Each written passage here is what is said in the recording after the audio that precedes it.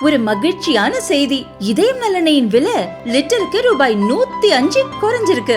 September 2023ல 1 litre இதயம் நல்லெண்ணெயின் அதிகபட்ச விலை ரூபாய் 503. ஆனா இப்ப 1 லிட்டர் இதயம் நல்லெண்ணெயின் விலை ரூபாய் 398 மட்டும்தான் தமிழ்நாட்டுல. அப்ப இனிமே எல்லாரும் இதயம் நல்லெண்ணெய் வாங்கலாம் இல்ல?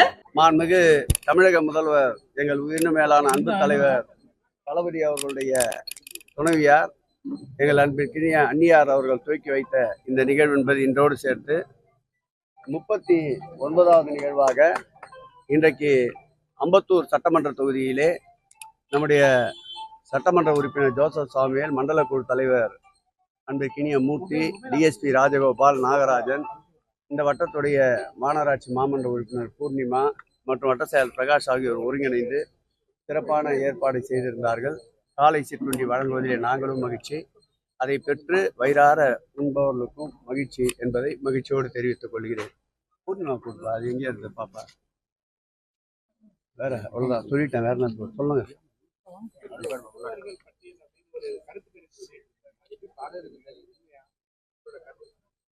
கருத்து கணிப்பு வெளியிட்டுள்ள கேட்கணும். எங்களை பொறுத்தளவில் முதல்வருடைய அளப்பரியா பணியால், முதல்வருடைய மனித நேயத்தால், எல்லோருக்கும் எல்லாம் என்று செயலாற்றி கொண்டிருக்கின்ற முதல்வர் 2023 தொட்டு ஒன்றிய அரசினுடைய அடக்குமுறையை எதிர்த்தே வளர்ந்தவர். அன்றைக்கு மிசா என்னும் கொடுஞ்சிறையை இன்முகத்தோடு ஏற்றுக்கொண்டவர். இன்றைக்கு தமிழகத்தின் உரிமைகள் மறுக்கப்படுகின்ற பொழுது அந்த உரிமைகளுக்காக ஒன்றியத்தை எதிர்த்து குரல் கொடுப்பதிலே முதுகெலும்புள்ள ஒரு முதல்வர் என்று அனைவராலும் பாராட்டப்படுகின்ற தமிழகத்தின் இரும்பு மனிதராக திகழ்கின்ற எங்கள் முதல்வரை வருகின்ற சட்டமன்ற தேர்தலில் எல்லோருக்கும் எல்லாம் என்று செயல்படுகின்ற எங்கள் முதல்வரை எல்லா தரப்பினரும் ஒட்டுமொத்தமாக ஆதரித்து 2026 சட்டமன்ற பொதுத் தேர்தலில் அவரை முதல்வர் ஆக்குவோம் என்ற சபதத்தோடு இன்றைக்கு தமிழகத்து மக்கள் இருக்கின்றார்கள். நிச்சயம் எதிர்த்து எத்தனை கட்சிகள் வந்தாலும், அத்தனை கட்சிகளும் எத்தனை சரி வலைகள் பின்னப்பட்டாலும் அத்தனை வலைகளையும் கிழித்தெறிந்து, எத்தனை சரிவலைகள் என்றாலும் சரி, எத்தனை கட்சிகள் என்றாலும் சரி, அத்தனையும் உதிரிகளாக்கி மீண்டும் மாண்புமிகு தமிழக முதலமைச்சர் அரியணையை அமர்வதை தமிழகத்தில் அல்ல, ஒன்றியமே எத்தனை முறை எத்தனை சதி திட்டங்கள் முயற்சி செய்தாலும் அவர் ஆட்சி கட்டிலே அமர்வதை எந்த சக்தியாலும் தடுக்க முடியாது. 100 நாள் வேலை திட்டத்துக்கான நிதி முழுவதும் மத்திய அரசு கொடுத்துட்டாங்க. திமுக கிராம சபை அண்ணாமலை எப்போ உண்மையை சொல்லியிருக்காரு இந்த விஷயத்துல? உண்மையை சொல்றதுக்கு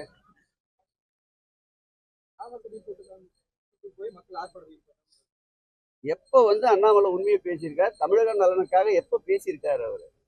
அவர் தமிழகத்திற்கு இறக்குமதி செய்யப்பட்ட தலைவர்.